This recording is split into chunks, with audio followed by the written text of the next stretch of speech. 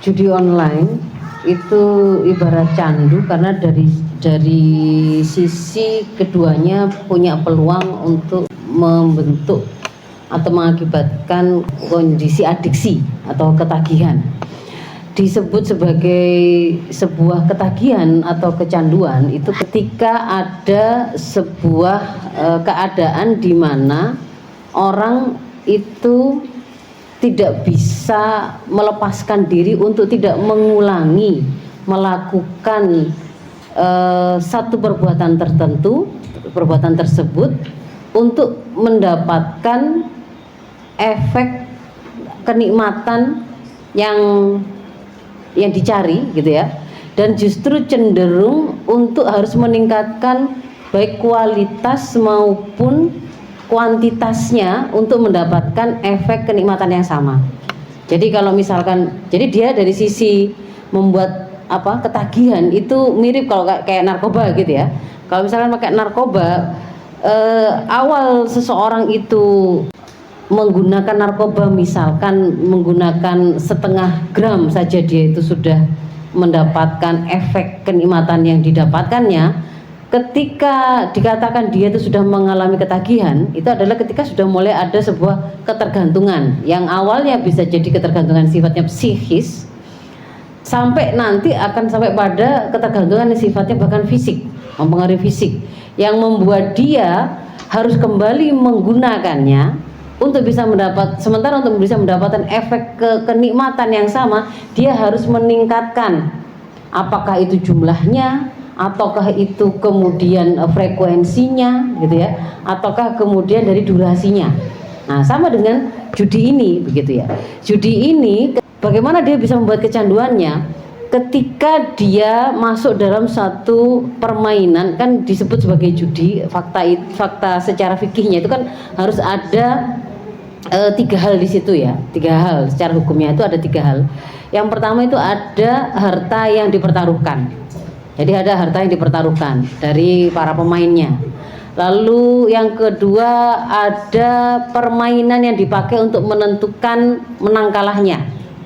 Ya, permainan ini ya bisa mereka yang memainkan, atau ada bandar yang menyediakan permainannya, atau mungkin bahkan ada pihak lain yang melakukan permainan itu, termasuk di sini misalkan pertandingan begitu ya, yang hasilnya itu nanti dipakai untuk menentukan siapa yang menang atau kalah. Ada aspek yang keduanya ini.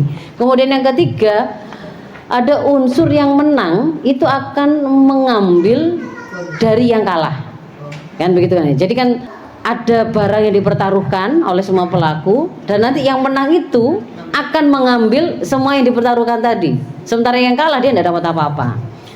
Sehingga di situ bisa terjadi suatu situasi di mana seseorang mengeluarkan modal yang mungkin sangat sedikit, mungkin dia 10.000, tapi bisa dapatnya itu 10 juta gitu ya.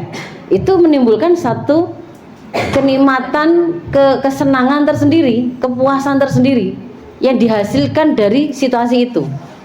Nah, ketika kemudian ini itu direpetisi atau kemudian diulang, akan membuat kalau dia menang, dia ingin mengulang kenikmatan atau kesenangan yang sama. Kalau dia itu kalah, dia akan dibikin penasaran, karena sebenarnya kan tadi peluangnya semua orang kan sama-sama gitu. Dia tadi yang menang itu juga mulanya tuh miskin, dia tidak punya uang, dia bisa dapat seperti itu. Mungkin aja nanti yang berikutnya ini saya yang menang, kan begitu. Dibikin penasaran seperti itu, sehingga mereka pasti akan masuk lagi untuk melakukan pengulangan lagi karena ada tulul amal tadi itu, ada sebuah harapan, ada sebuah angan-angan, dia pasti akan bisa memenangkan satu saat.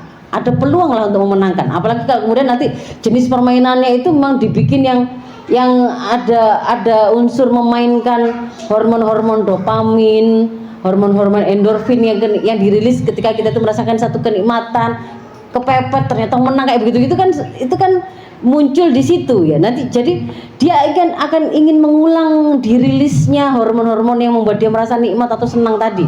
Nah, dengan kondisi yang sama. Jadi kalau misalkan ada permainan untuk menetapkan kemenangannya itu adalah dengan menebak angka misalkan ya. Kalau Anda menebak 2 angka dapat, kalau benar nanti dapat 100.000. Kalau yang benar 3 angka nanti dapat 1 juta. Kalau 4 angka maka nanti dapatnya mungkin 100 juta, misalnya begitu ya. Ternyata kan kemudian ketika diputar lah atau dikocok keluarlah angka misalkan 1357. Nah ternyata dia ketika naruh tadi ternyata ada 2 yang benar dia dapat, atau ada 3 dari angka yang dia tebak ternyata muncul di situ, atau keempat-empatnya gitu kan ya.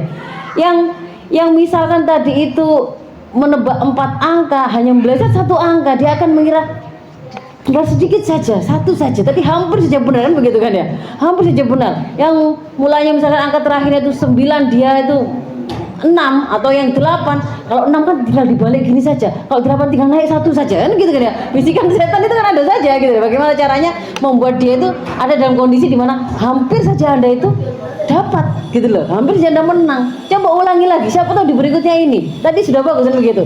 Itulah yang membuat kenapa tadi dikatakan si judi itu mirip dengan candu tadi, karena dia bisa membuat efek adiksi.